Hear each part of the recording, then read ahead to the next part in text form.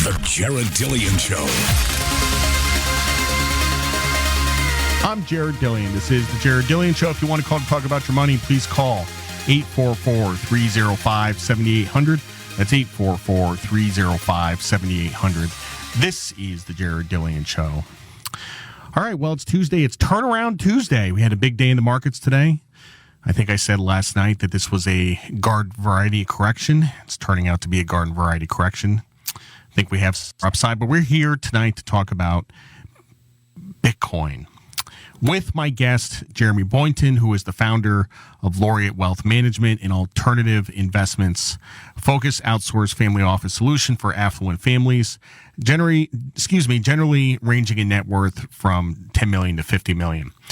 He also founded Pure Crypto in 2018, a fund of funds dedicated 100% to digital assets hedge fund managers. Pure Crypto is tied with one other fund as the oldest U.S. hedge fund of funds in the crypto ecosystem. Jeremy received a BBA in accounting from Stephen F. Austin State University and pursued theological studies at Southwestern Seminary. He holds the CFP designation, that's Certified Financial Planner, from the College of Financial Planning.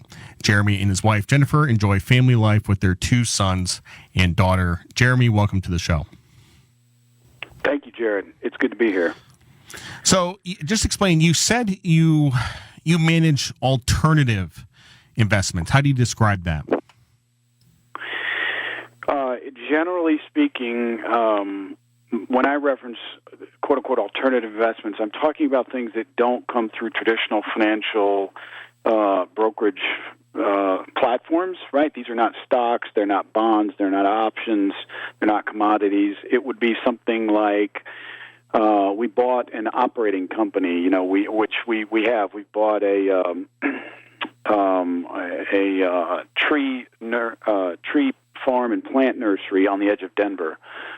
We bought a mobile home park in Kansas City and sold it. We're in the process of developing an RV park on the edge of Austin, Texas.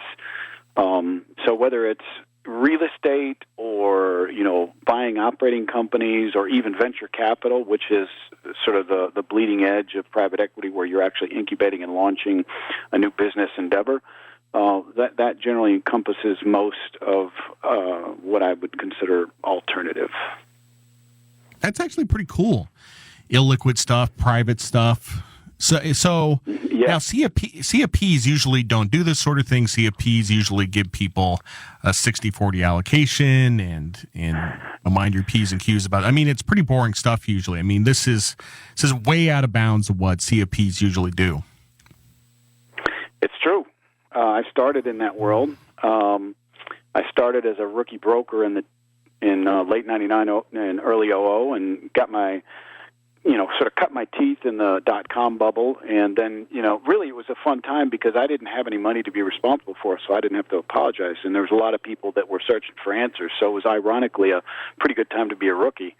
But then, by '08, I did have money that I was responsible for, and I was doing all the stuff that you just mentioned, standard 60-40 stock bond, pretty pie charts, modern portfolio theory, Morningstar style box analysis, and it didn't work. It didn't help my clients preserve their capital, and so I was just looking for another answer.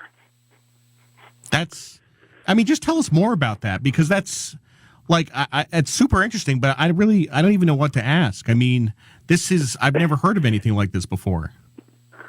Well, that makes me feel good because I kind of like to think that I'm doing something that other people aren't for the most part. But my thesis at that point, and I'm talking about kind of middle of 2009, coming out of the '08 recession, was, I bet that really wealthy people aren't doing money like I am. I'm thinking $100 million families and above.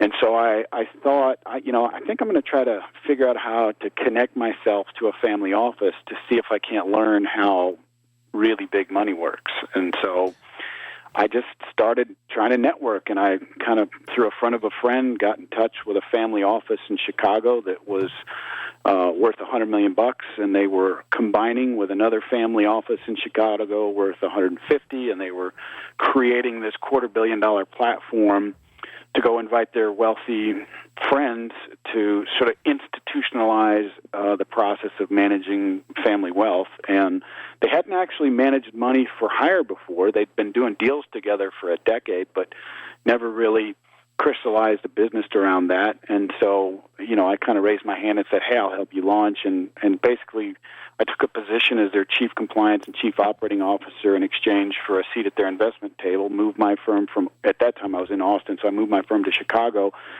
And for 4 years, I got an education. I helped them launch, and I every time they got in an airplane to go look at a deal, I went with them, and I learned a whole lot about stuff I knew nothing about, and developed a bunch of friendships and relationships with family offices that are constantly in this deal flow network, and the rest is history.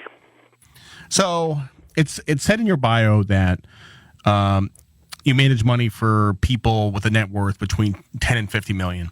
So yeah. Now, do you get the whole piece, or do you get, just for example, like if you had a client that was $50 million total assets, would you put those all in illiquids and real estate and crypto, or do you get a piece of it and they give the rest to somebody who does the 60-40 stuff? Like, how does that work? Yeah, that's a great question. So I have 21 families, across the country.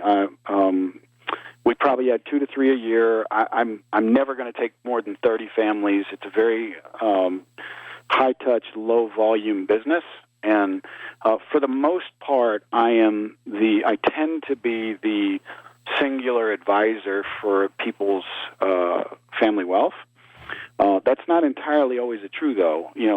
And the reason I put 10 and 50 as kind of bookends around the size, it's honestly, it's not about me feeling good about myself with a big number. It's what you kind of have to have north of $5 million of net worth just to play in the space, to have enough liquidity to diversify a portfolio of illiquid assets and still maintain the liquidity profile that you need to live and do your life. But north of $50 million, people start thinking about setting up their own infrastructure. The edge for me is, if you've got $30 million, you're a man about town.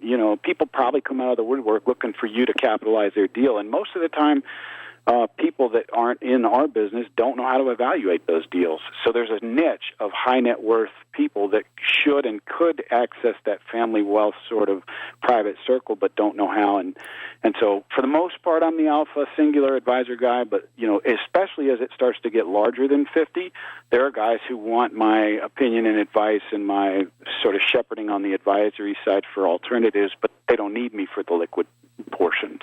Does that answer your question? Yeah.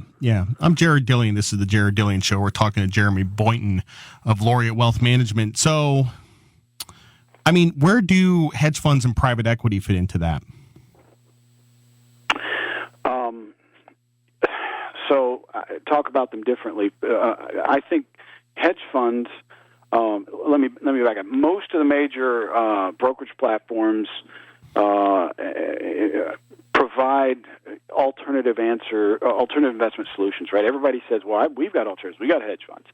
But the fact is, if you're Merrill Lynch or you're Smith Barney or Morgan Stanley or Wells Fargo, or if you're one of those big chassis, and you're going to have to turn this platform on to your thousands of advisors, you pretty much can only do business with hedge funds that can assimilate 20 to 50, maybe $80 million of capital a month. And so by design, you have to do business with the largest hedge funds around. And that makes them feel good from a sort of a litigation standpoint as well. And I'm the opposite. We love the emerging manager. It is absolutely fact that the best historical returns in the hedge fund universe are made from the ride of $50 million to $1 billion. You manage $1 billion of capital, and you get 3 good years of 20+ percent gross returns annually, and you've just created a nice net worth for yourself. And instead of being all in your business, now you're buying sports teams and yachts. And just the edge that a guy has, it's just not the same risk-reward trade. It's funny because 0.72 hasn't done so well since Stevie bought the Mets. So. Yeah, Yeah, so we like, but it's edgy, right? So you have to be. It's really, it's not spreadsheet research, right? I'm not on the 42nd floor of an office tower looking at decks. I'm on airplanes. I mean, I've traveled 120,000 miles this year already. We're out there pressing the flesh, getting people out of offices over cocktails or a dinner. It's a lot of very. On a typical deal, like whether it's an RV park or nursery or something like that, like what type of returns are you looking at? Well, okay, so risk and reward travel the same road. So I'll talk about real estate. Like my thesis I kind of thinking three things at once here. On real estate, we like a deal where if everything goes wrong and I totally screw up my thesis, I can't actually get done what I want to do, I've got a great shot of getting my capital back. But if I'm right and I'm allowed to build what I want to build or fix what I want to fix if I'm buying a broken asset, we get to double our money in a typically 3 to 5 year run. So if I can double in a 3 to 5, but scrape my capital back if I screw it up, we like that risk reward in a real estate deal. When I think of venture capital or maybe private equity at first, it's there has to be more return because you're taking more risk. Like crypto is a great example, right? The first time I allocated crypto, I looked at my clients and said, write a check that can go to zero, because it might.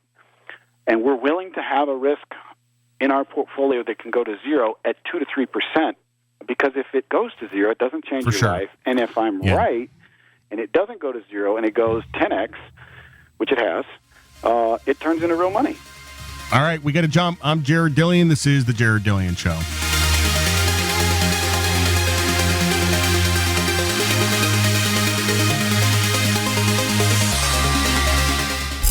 The Jared Dillian Show.